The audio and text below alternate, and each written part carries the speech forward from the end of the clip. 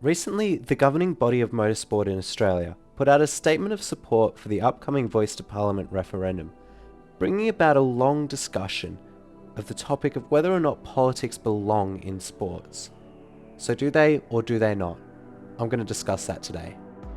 For those of you who are unaware, Motorsport Australia has joined the AFL, Rugby, Cricket and Football Australia associations in a mass appeal to vote yes for a voice to Parliament from the sporting world of Australia. Supercars is expected to do the same with their upcoming indigenous round in Darwin, a round with long-standing respect to the first people of Australia, shown by their delicately handcrafted liveries and trophies for the weekend.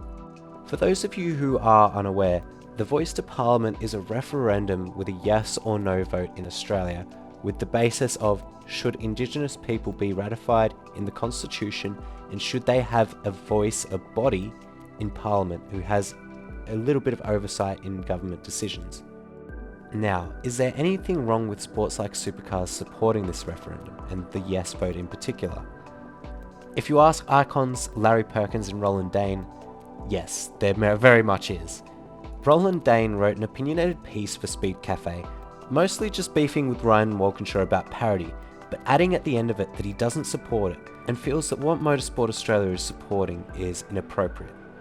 Perkins, however, was much angrier, vowing live on radio to renounce his Motorsport Australia membership, and going on to say, I quote, "They've already got say over almost everything that happens in Australia," which is certainly a stance that you could make on live radio. And it's not just those two either. There is a certain Supercars driver whose Twitter likes show their distaste at sports getting political, particularly about the yes vote. There are also some fans in Supercars and Speed Cafe's mentions who say that Supercars shouldn't be political and that politics should be kept out of the sport as much as possible.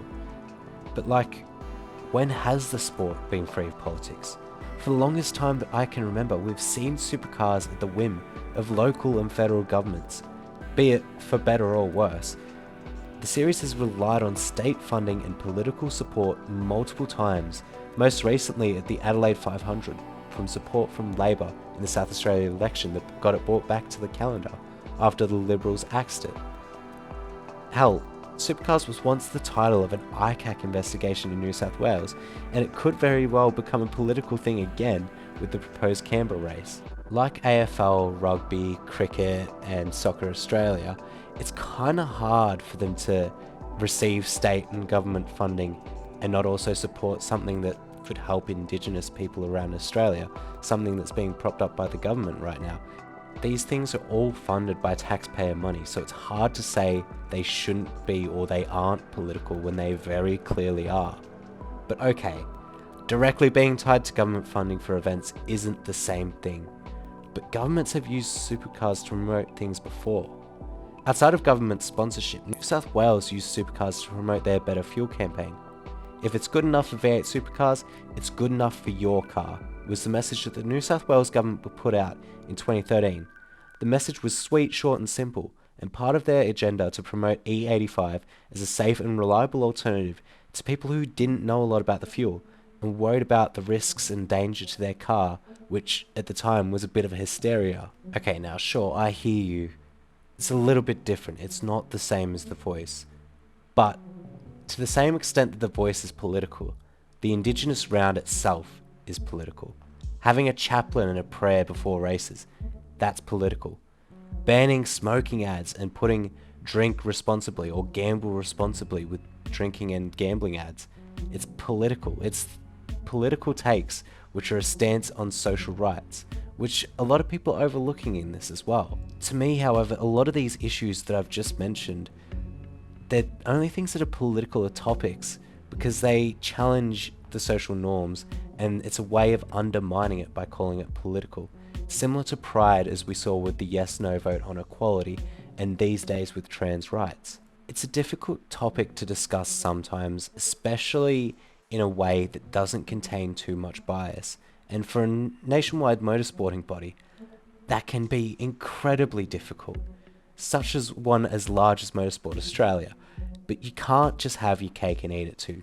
You can't take in millions of government funding and not throw your support in arguably good social issues. You can't host an indigenous round every year supporting indigenous people, claiming to sort of pay homage to them, and then refuse to give support for something that will help out many indigenous people across Australia. Anything less than supporting a yes vote from Supercars is, in my eyes, a tokenistic failure. Now, I get this is going to make a lot of people mad because they vote no, and there are some people who just don't care about it. And I'm not telling you that you have to vote yes. Supercars isn't telling you that you have to vote yes. Motorsport Australia isn't telling you that you have to vote yes.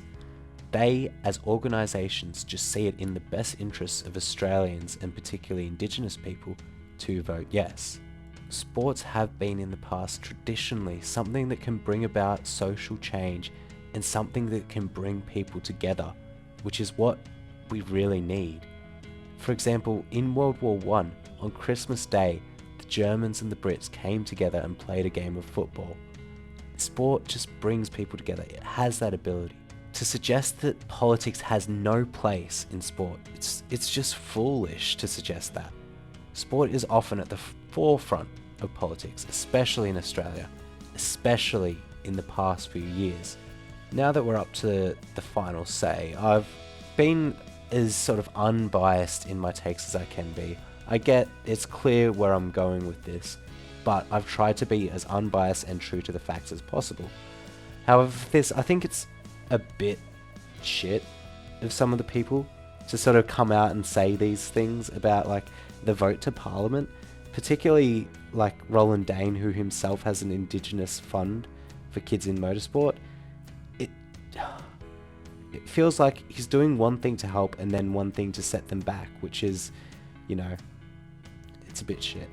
Larry Perkins and David Reynolds, I really don't expect anything else of them, particularly David Reynolds, the man who says that politics shouldn't be in the sport, but he also nearly got the sport in the deepest water he could have got them in by refusing to take a vaccine, and also had right-wing news as journalists on his Motorsports podcast, which that sounds kind of like bringing politics into the sport if you ask me. Obviously, my opinions on this matter aren't the most important opinions on it. I'm not Indigenous myself, and there are far more important people than me who know a lot more about what they're talking about, and you should be listening to them. And I can guarantee you those people aren't going on news radio talking about cancelling their Motorsport Australia memberships. They're not the people who are going on Speed Cafe complaining about Ryan Walkinshaw. These people are your local elders who you should be listening to on these topics. Now, Supercars haven't fully committed to an opinion on this yet, but it's expected that they'll take the same stance as Motorsport Australia, especially with the Darwin round, the Indigenous round itself, later in the month, and it is expected that there will be a few teams that take up a similar stance as they release their liveries. I would be surprised if Supercars didn't make a single statement on this issue, especially, I've mentioned it a lot, we're going into our Indigenous round. Every team in the AFL that made a statement going into the Indigenous round, and they weren't just your PR statements either. They were strong, particularly the St Kilda statement. I know they're my team, so I am a little bit biased, but the statement that St Kilda made against, racism and for the vote, it was amazing. Like, that's genuine support, and I would like to see Supercars come out and sort of announce support for getting Indigenous people into Supercars as well, but that might be unlikely. Now, if you made it this far and didn't click off the video already, let me know your thoughts down in the comments below. I expect the people who click off early will also let me know their thoughts down in the comments below. I will try and read every single comment. I might respond to a few as well, but I won't be trying to delve into the politics of the comment section too much. It's very draining sometimes just arguing with people online and getting nowhere. So I'll try and keep it all constructive, and we'll try and get a happy chat going around. I still have my parody video coming as well. There's been a few issues with that in the fact that there's been almost daily updates from Ford, Ryan Walkinshaw, and Roland Dane's opinion himself. So it's coming soon. Thank you all for watching. I've enjoyed talking about this. It might be controversial, and I do apologise if it isn't the sort of content that you guys subscribe for, but there will be more regular Peggles content coming out soon. Thank you guys, I'll catch you later.